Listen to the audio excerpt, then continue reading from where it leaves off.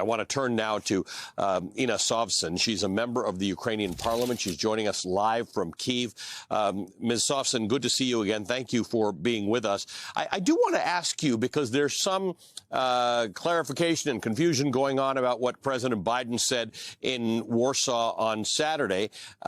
He said again today that what he said he meant. The idea that Vladimir Putin has to go. That doesn't necessarily mean there's an American plan or a Western or a NATO alliance plan to take Vladimir Putin out. But he was expressing a view that this is not necessarily Russia's war. This is not the war of the Russian people. I don't think most of the Russian people care about this thing. This is Vladimir Putin's war on Ukraine. Well, I would agree with President Biden in his moral judgment, saying that this person cannot stay in power, this person cannot run Russia. And he did make many clarifications on that, saying that this is his moral judgment, not a policy proposal.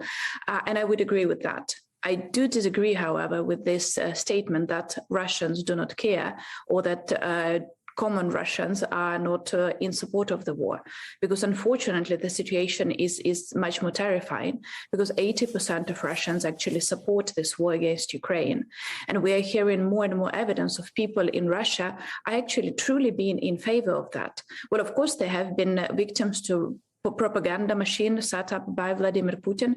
But regardless of the reason and the method of how that happened, the majority, the absolute majority of Russians actually support killings of Ukrainians. And I've read so many statements by the Russians online, as to an extent that they are allowed to use internet, of course. They all give some very crazy ideas and explanations why they want the war in Ukraine. I think the most logical, if you can call it this, that I have read was this, a woman saying that, well, if we didn't attack them, they would have attacked us. And that is, trust me, the most logical thing that I have heard. Because the other things they were saying like they were creating their biological weapon. And when asked, what do you mean by biological weapon? They were saying like they're creating the special birds that will only attack someone who is ethnically Russian. And they were planning to send those birds into Russia and to kill all of us. And that is as crazy as it gets. And I'm sorry to say this, but this is basically the whole nation, or the majority of the nation, gone wild. It's not just Vladimir Putin, no matter how much we wish for that to be true.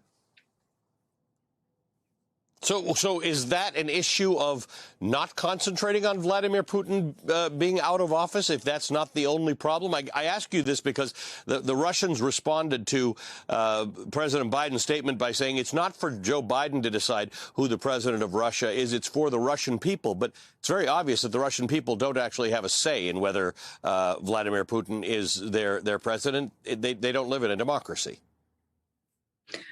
Well, it's actually hypocritical of the Russian to remind the world that it's for Russian people to say who will be the ruler of Russia. Well, they attacked Ukraine, saying that they don't want Vladimir Zelensky to be the president of Ukraine, even though, of course, our elections are so much more free than the Russian ones. But I do think that, of course, the problem is not just with Vladimir Putin, because he truly has the absolute majority of support in Russia. And I do think that the process of demilitarization, denazification of Russia will be much, much slower. It's not just a matter of changing Putin, even if we can imagine that to happen if he somehow disappears from the Russian political scene. It's also a matter of the whole population just supporting his ideas. And if Putin is gone, if he dies, he's killed, or whatever happens to him, they will vote for someone with very similar ideas, because those are the ideas that they all share right now. And that is scary. That is truly scary.